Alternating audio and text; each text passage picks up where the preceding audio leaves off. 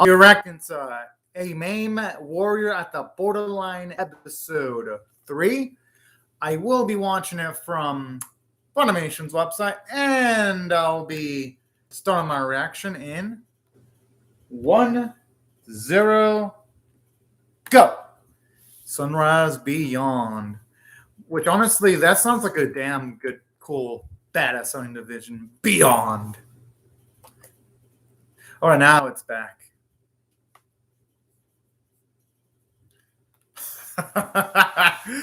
Oh, man. You know, some of the outfits, some of the antagonists have kind of remind me of the outfits you'd see in some of the Mobile Suit Gundam series, actually. Like, no joke.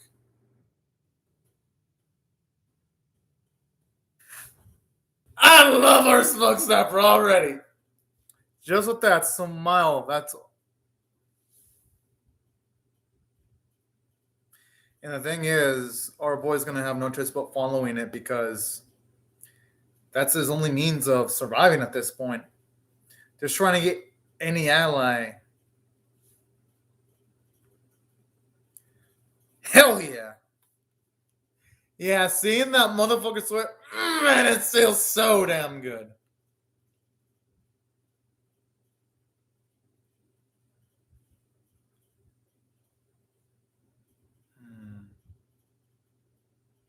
Oh.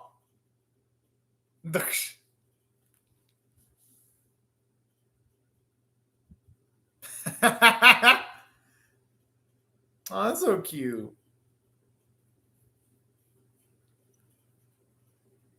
Well, it makes sense. I mean, dude, just looking at this, instead of his main. Yes, the song. How can I know? Oh yeah, now this is the stuff. And I honestly really love the scenic stuff in the opening too. Like, don't get me wrong, this series, when it comes to like the kinetic action, it looks gorgeous. But damn, them backgrounds they look good too. Something I really gotta appreciate because, don't get me wrong, looking at hand-drawn mechas nowadays is freaking rare. Because most of the anime that have mechas this season are usually just CG. And they're less than optimal if I'm running them by visuals. But this series, I'm loving how it's gone the extra mile. But that's Sunrise usually, though. I mean, this is a little bit unrelated, but not completely. But yesterday, their Love Live Superstar series ended. And that series was pretty much above every other idol anime, too, visually. So Sunrise, I always love how they're pushing the limits and making some of the best looking stuff in their craft, whether it be the best looking mechas or the best looking idol anime. Right now, it is back. Oh, just cute. Oh, Tezuka's a nice name.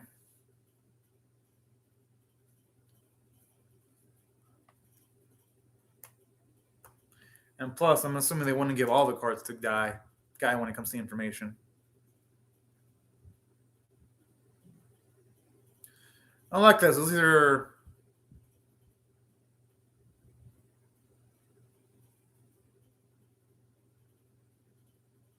Yeah, I'm not going to blame our boy for being a little bit formal, though. I mean, his life was saved by Tezuka.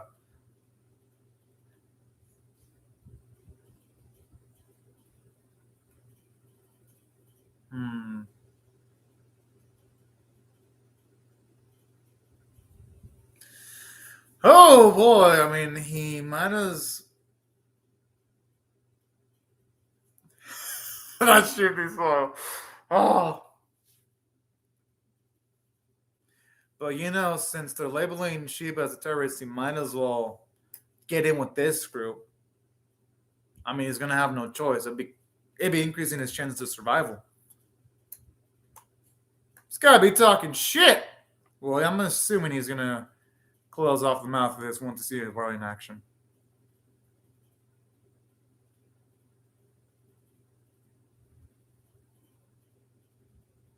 Risa's cute. I wonder how she's gonna die. No, I'm not joking. I was even saying that last week too, but I wonder how she's gonna die because usually when you have sweet characters like this, they usually die in Sunrise anime, especially if it's a mecha.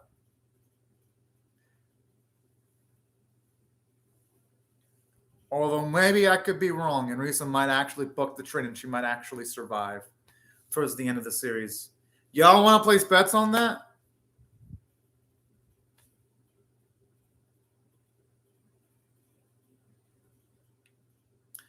Kind of makes me wonder if the creator of Guy's ever gonna factor into the narrative of the series eventually, though.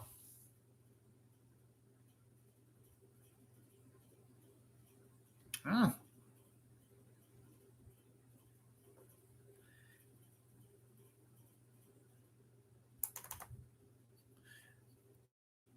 I like how you can feel the doubts on other people's faces when he's. Oh, but I love Guy's cockiness. Never gets old. Whoa! Oh. No wonder why that atmosphere is so tense.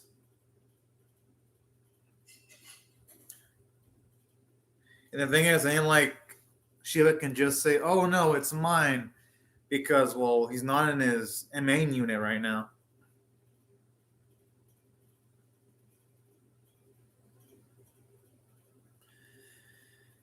And the issue is, the hey, I'm not gonna blame the guy for talking like that. Okay, at least he's not a complete asshole then.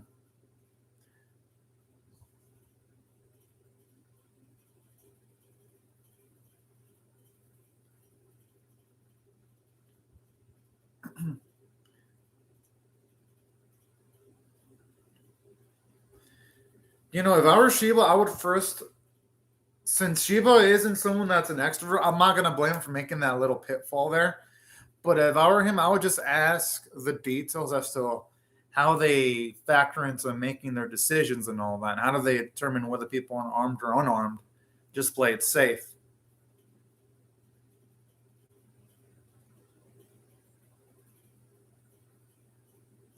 Damn. The thing is, it ain't like Shiba was born into the. It ain't like he was born into the lifestyle, though. Don't get me wrong. I can understand why Tezuka would be pissed. But he probably hasn't lived a life with a semi-civilian's mindset. I'm assuming Tezuka lost his family and it passed in some point of his life. I don't feel it. I mean, this is a Sunrise anime. Usually, characters with that amount of urge usually lose their parents. Case in point, Char from the Gundam series. Some of the main characters in Valrive. Some of the characters in Cross Angie. Lelouch Perouche from Code Geass. Well, at least he perceived to have lost his parents. Y'all get my drift. In Sunrise anime, you're always going to have at least someone with a lot of urge after losing their parents. But in those cases, and in this case, it's justified edge. I mean, anyone would be on that kind of edge when they lose their parents. All jokes aside. I just observed that that's a type of character trope that Sunrise utilizes a lot. But they utilize it well, though. So why try to fix what's broken?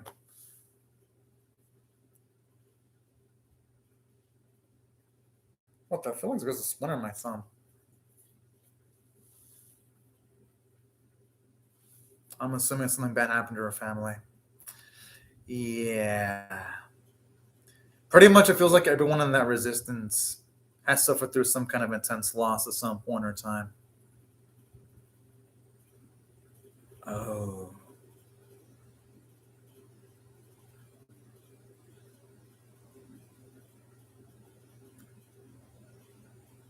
Oh, what the fuck?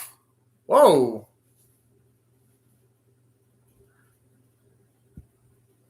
I kind of like this though. It shows you like the audacity and the awfulness of the opposing army in the series, though.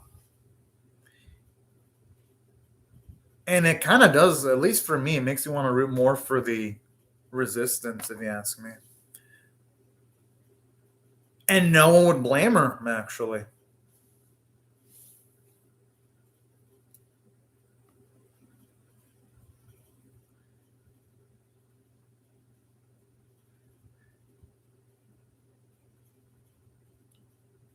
Here's my guess.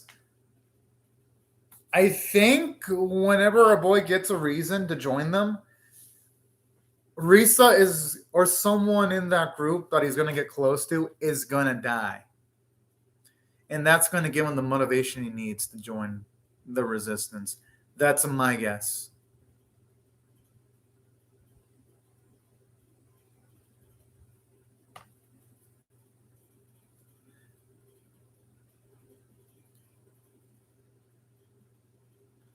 I kind of like this.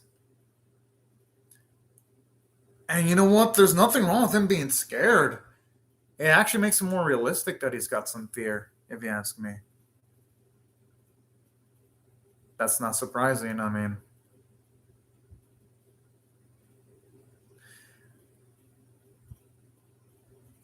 you know, I like this. It's showing us the ethical dilemma that Rhesus has to deal with.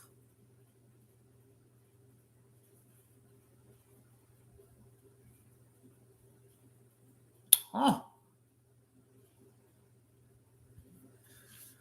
she ain't wrong.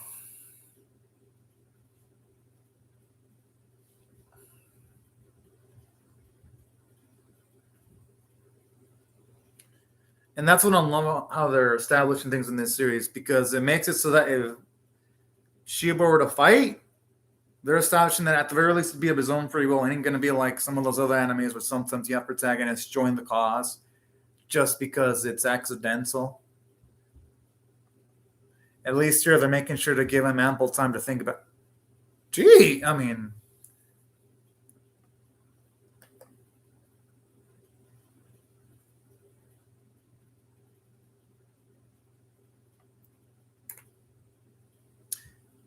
well, then, considering Tezuka's at least the snippet of his backstory, I'm not going to completely blame him.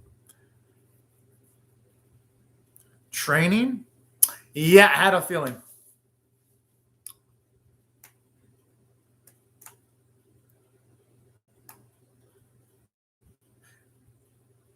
That's true. Especially if something were to happen to the AMAIM. Damn! That almost sounds like the Saitama type of exercising there. How in what world is that light? Oh, this is cute in its own way.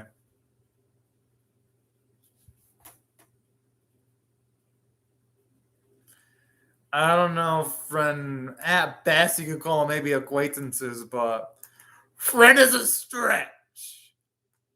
At best, you could say, oh, well, maybe they're exercising buddies if you don't want to use the word acquaintance.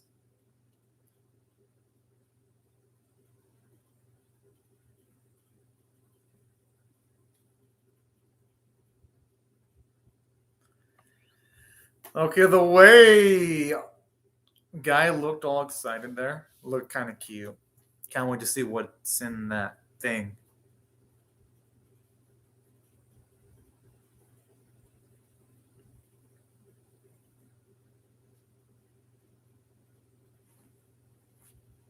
I think our boys are dead tired for the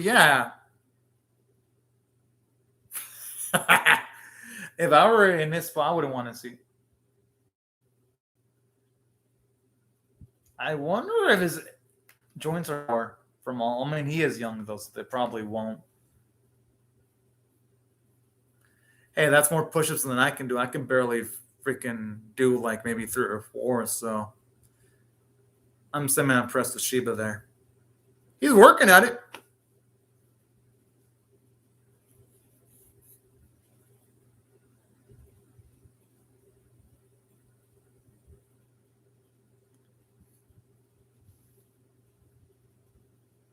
That looks disgusting. It doesn't even look like something a human would consume. Looks like a special blend of poison. He actually drank that. I am actually impressed. I would have been like, hell no if I saw that thing running from my eyes.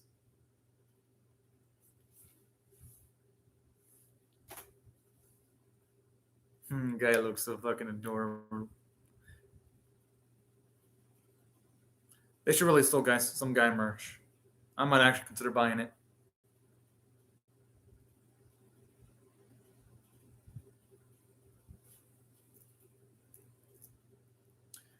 And this is something I'm actually digging because you don't see this in some mecha animes, physical training like this.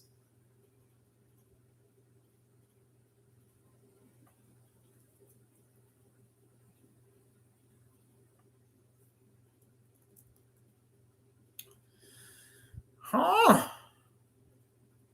Okay.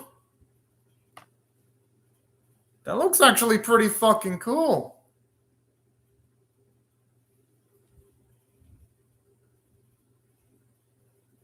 And I actually love this too, where you can see Shiba. He isn't someone completely arrogant because if someone better can tune up his stuff, then he's happy with it. I like it. It actually makes him a much more balanced individual. And seeing bits like that.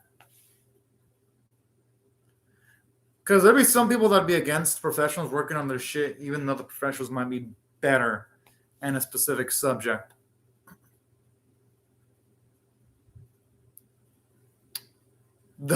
His reaction is adorable.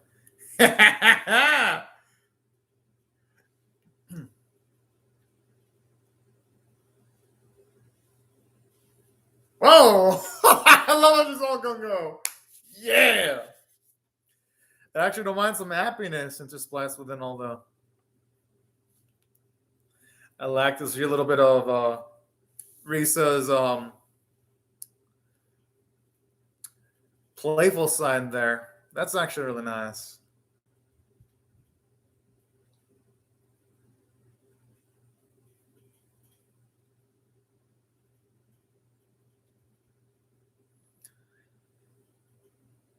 And no one would blame him for that.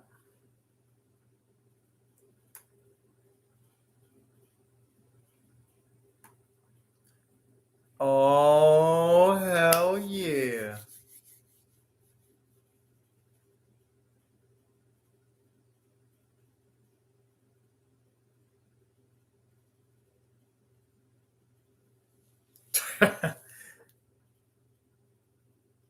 Let's hope we can live up to those high expectations.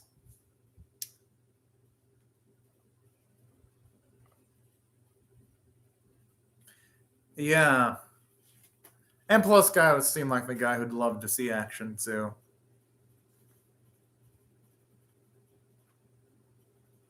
I mean, hey, Tezuka can't be too saddened. It's better than a straight up no.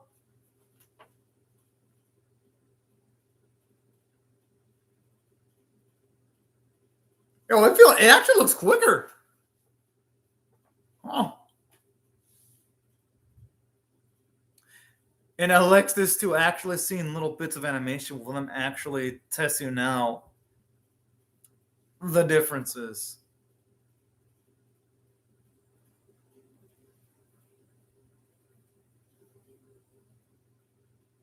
Oh, yeah! I hope it's a glowy sword. I always love them glowy. Oh, you know that works too. I don't mind if it's not a glowy sword. Yes, it's a glowy sword. Fuck yeah! Just something about Sunrise and them animating glowy swords. Woo! They just unleashed the inner child in me. Remember, you used to like run back home to watch Gundam Wing on Tanami back in the day. To watch stuff like Gundam and Dragon Ball. So.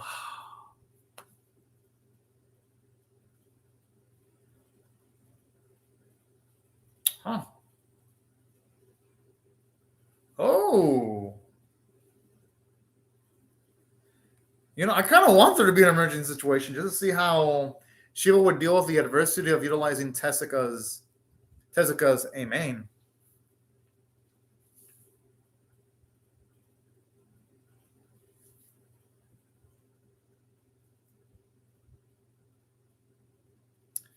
Oh man, no one's gonna blame him for being all business though.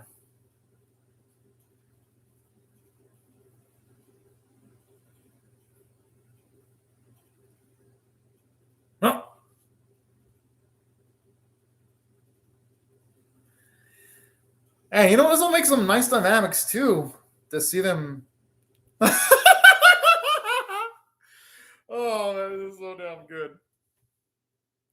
And these are the type of dynamics I wasn't expecting too. So there's a nice little bit of subversion of expectations because usually mecha animes you don't get characters switching up their main mechas like that. So this is actually pretty refreshing.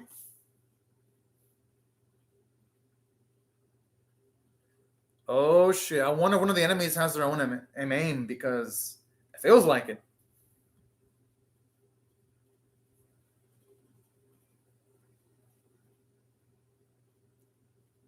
It makes sense the guy and Tezuka are not gonna get along.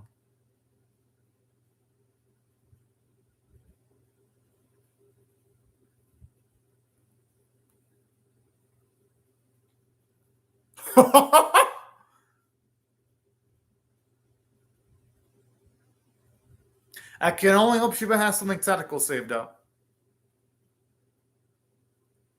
I think it'll be a draw. It looks like it's gonna be a draw. Oh, did he get? Oh, he was so damn close too. It was what a just for a mock battle. Yeah. Oh. Oh yes. Okay, a draw. You know what? That's an end result I could actually accept.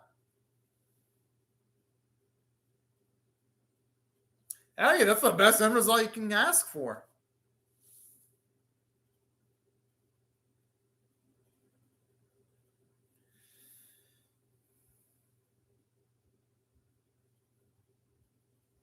Hmm.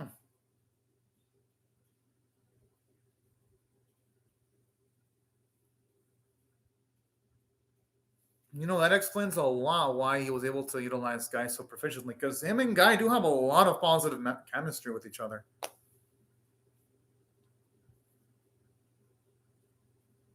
And it gives him a lot of character development, too, just seeing it.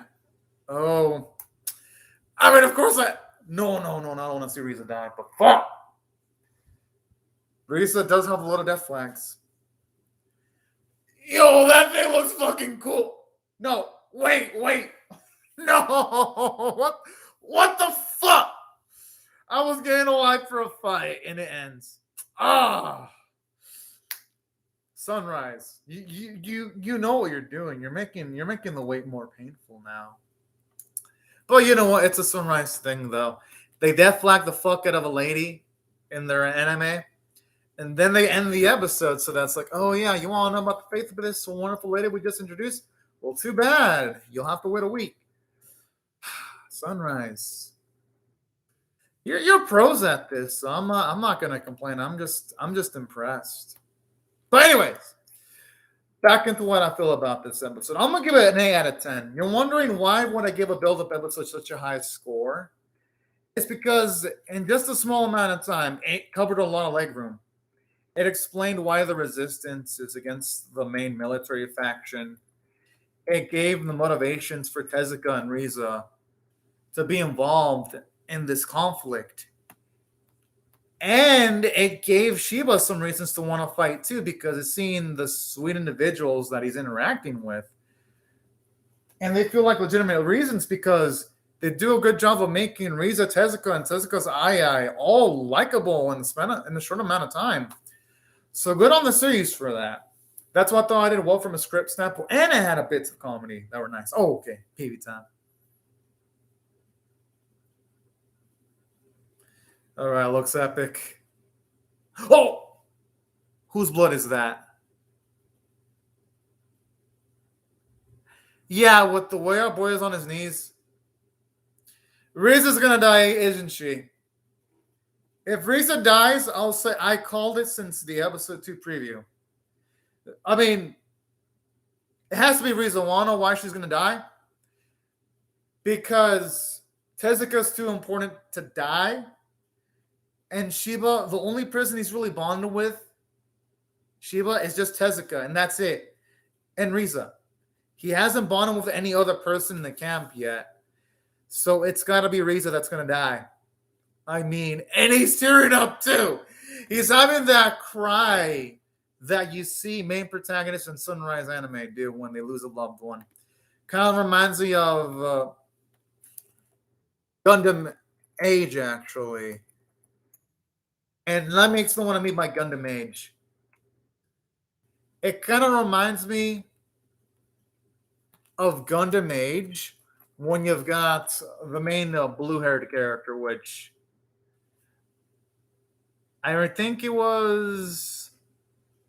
Yeah, I think it was Flitz. It was Asuno. It reminds me of that when he loses a person he loves near the end of Gundam Age's first part, anyway. So yeah, it looks almost similar with Shiba crying in the preview. Kind of reminds me of when Flitz Asuna was crying after the person that he loved died. I mean, am I like the only one that feels those vibes? I can't be. But yeah, that's why I think our girl's gonna kick the bucket. And not just that, but it's like, how many death fucks does Arisa have? Already, we know her backstory. She acts as the encouragement figure for Shiba. And usually, and this isn't just limited to Sunrise anime, this also happens in other anime too. Like, for example, Neon Genesis Evangelion, when Shinji got really close to Misato, something bad happened to Misato at the end of Evangelion film and things of that nature. So this isn't just a Sunrise thing too. This is just a mecha thing in general. So that's why, yeah, Risa has a whole lot of death flags. I would love to be wrong. I would love to be a red herring. But this is a mecha anime, and this is Sunrise we're talking about. But anyways, let me talk about what else made the episode good. I really love the character development for Shiba, though. He's getting to care about other people like Risa, and to an extent, Tezuka. I like the semi-warm repertoire they're having with each other. And I love how Tezuka doesn't instantly like our main boy from the get-go. I love how you can see his doubts in his face. And I love how they're at odds with each other because it makes sense. I mean, Shiba has been a civilian for pretty much majority of his life. And Tezuka's been a guy that's been at combat for who knows how many years. It makes sense that they'd be at odds with each other. And that's why I thought there was some natural conflict in the episode. It actually makes Tezuka a little bit more likable, too. Was he abrasive? Yes. That didn't stop him from being lovable. And I thought Riza was a joy, even though, yeah, she's a walking death flag. I love the moments with her. How she didn't just try to do anything unethical to try to get Shiba to join their cause. She just was straight up blunt with him, told him the truth, and I like that. It makes her memorable. So that if they do kill her off, it'll feel sad. So good on the writing staff. I thought the animation was good, especially for a mock battle. It's rare to see animators try that hard for a mock battle. And this series just made it look gorgeous. So got to tip my cap to Sunrise animators. Doing a great job. Thought the voice performances were great. Music was actually good. And that's why I loved the episode a lot. But anyways, y'all, these are my thoughts on the episode. I would really love to hear your thoughts on how you feel about my reaction or the episode itself in the comments section below. Hope y'all rate the video, share it, comment, subscribe, and I'll see y'all later if you come back for more, because I'm definitely reacting to episode 4. Or in 38 minutes if you join me for my Rumble Granddad and Old reaction. But anyways, y'all, thank you so much for watching and have a fantastic day, everyone. Bye-bye.